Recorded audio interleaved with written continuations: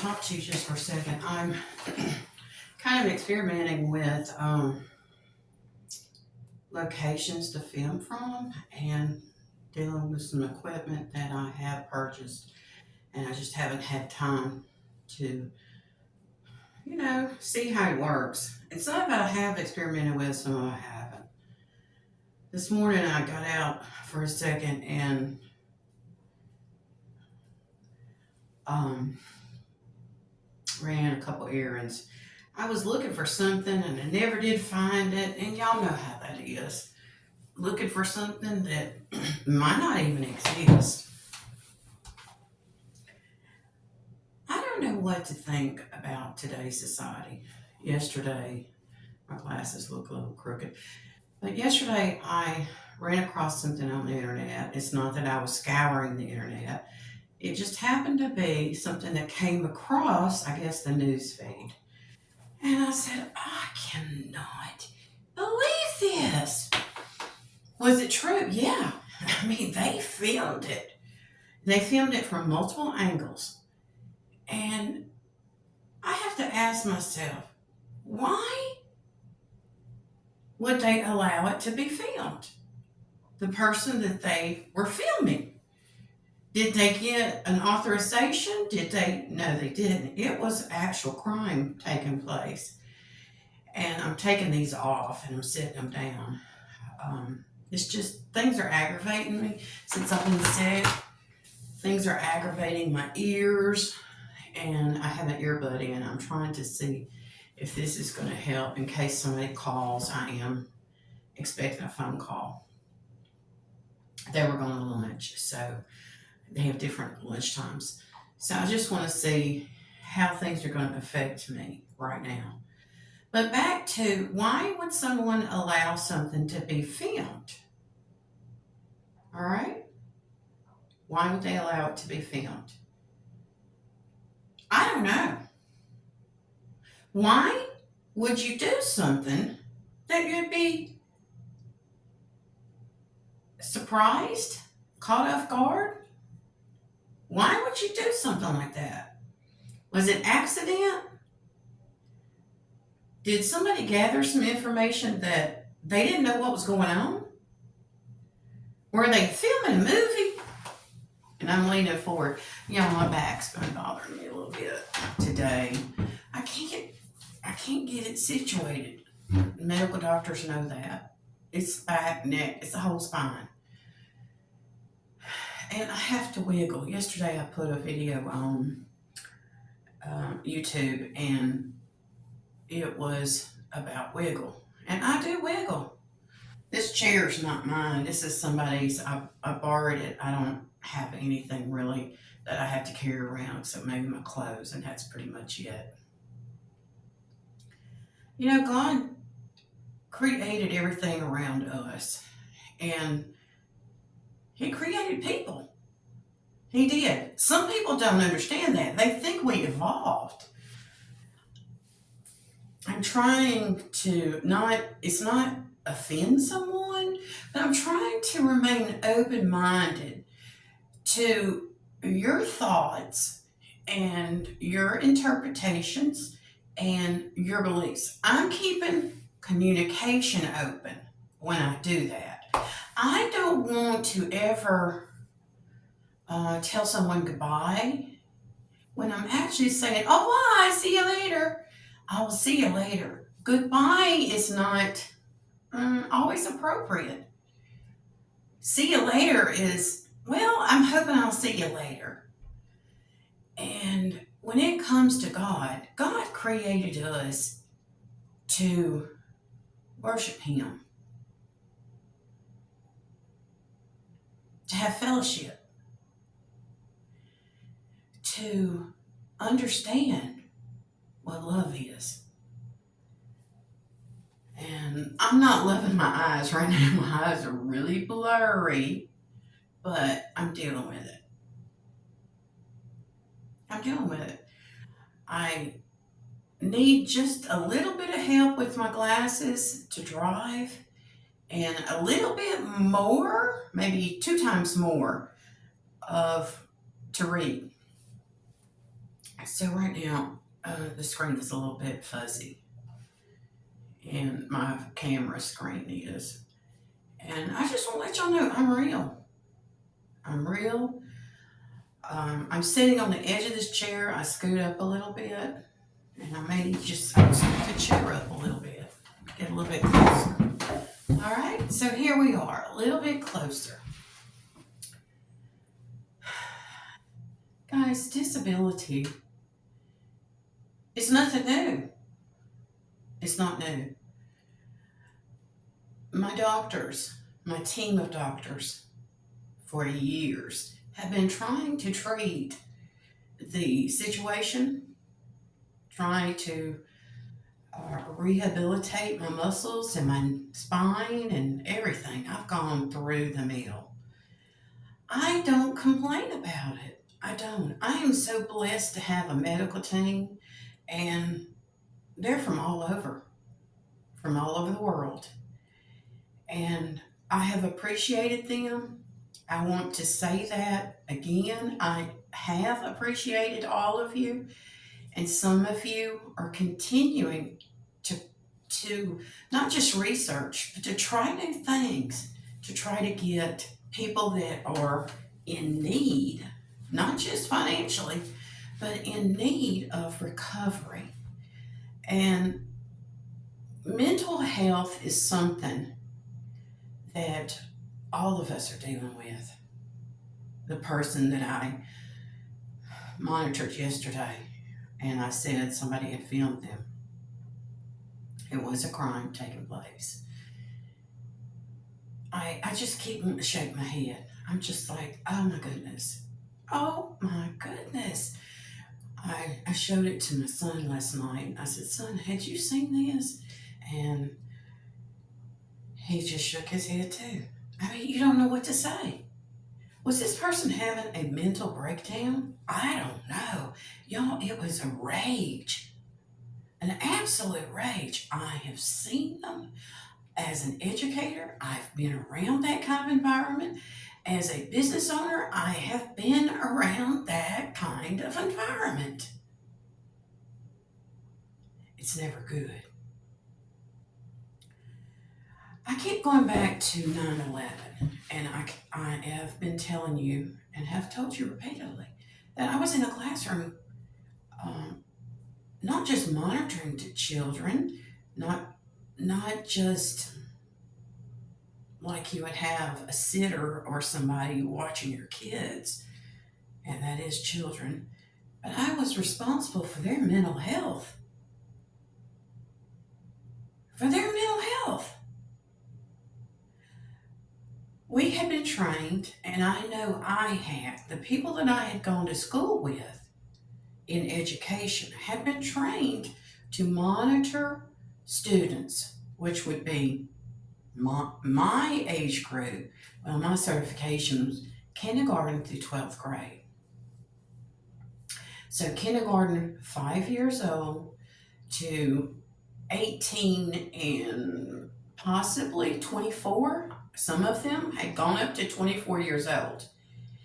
I'm not going to talk about any of those students, but those are my credentials.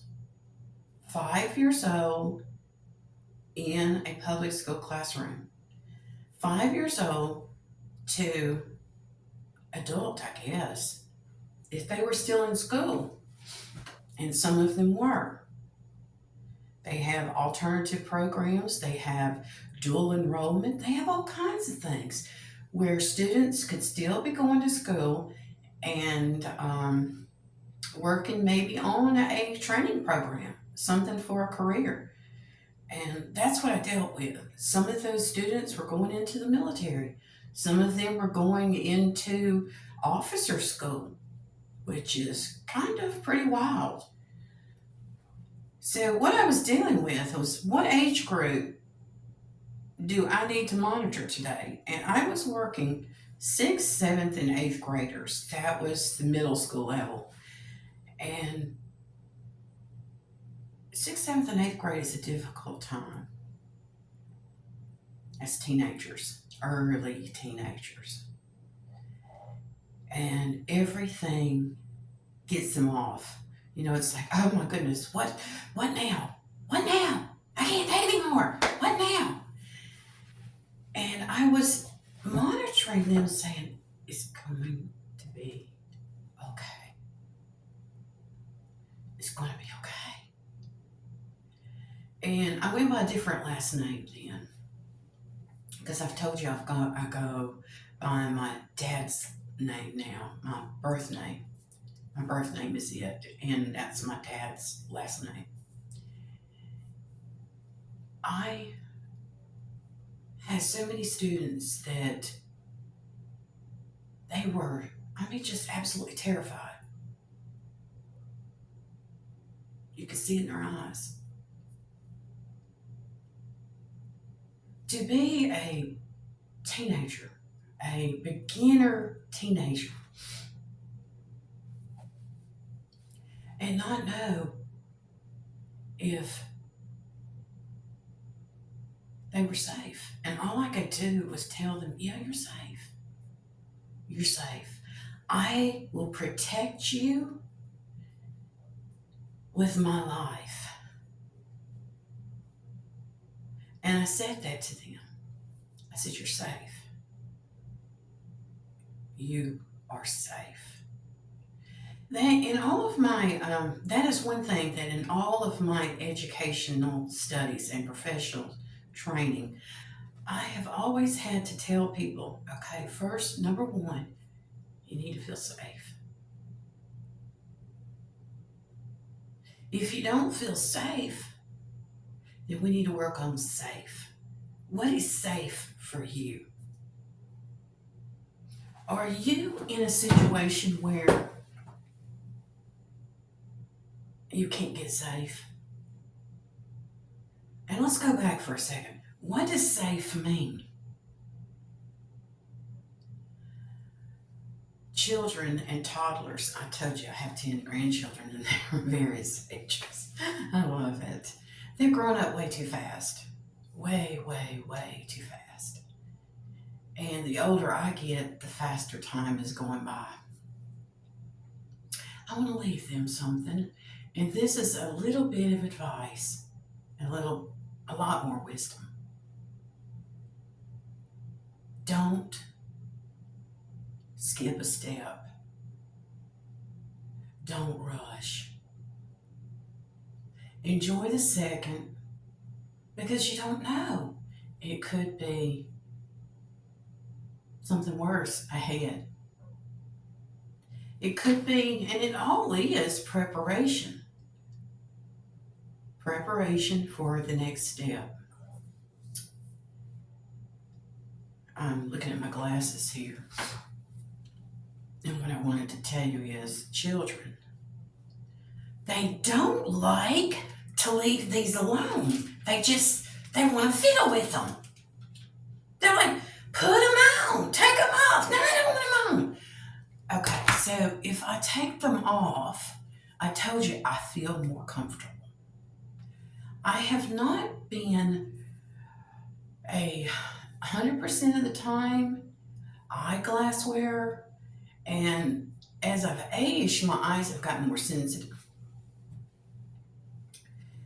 There are reasons for wearing glasses, and I have been trained in eyewear in one of my previous jobs. And people that have jobs outside, or they're driving and something happens where you have to roll the window down, or even the air conditioner can blow stuff in when your vent is not working right or something. Stuff can fly into your eyes. And my eyes are protected with this over them. All right, now I'm blinking a lot because I've been tired. I haven't been able to catch up since I was sick, catch up on my sleep. And life does not stop. It does not slow down and let you catch up. It doesn't let you rest. I'm getting messages constantly that people are needing prayer. They're needing prayer. There's something else I want to talk to you about, and the need of prayer. Miscommunication can cause those situations like yesterday I was telling you about that I saw that was floating around the internet. And no, it was not made up. It was an actual arrest report that I saw. I'm like, oh my goodness. But back to safe. It's safe to wear the glasses, but it's also safe to take them off. You've got to know when to provide more protection and when to take a deep breath and say, I'm safe. Are you safe? We have people that don't know what the word safe means. They might have just learned one meaning of the word, but they don't understand it. And there's a lot of things going on right now that can cause all of us to really question, do I put these on? Do I take these off? Do I need more protection? Am I okay without them? I have a different pair of earrings on. I haven't been wearing them. I really love these. They kind of make me a little bit happy. They kind of wiggle like I do. And when I was teaching, I wore earrings. I did. It was kind of like a little emotional entertainment for the kids. They didn't touch my earrings. They didn't touch me. I didn't give students hugs. I just kept a hands to myself policy. I believe at one point I helped a student hold a pencil correctly, but I really didn't want to touch the student. As being an art teacher, and things have changed so much, and my son keeps telling me that he's an educator.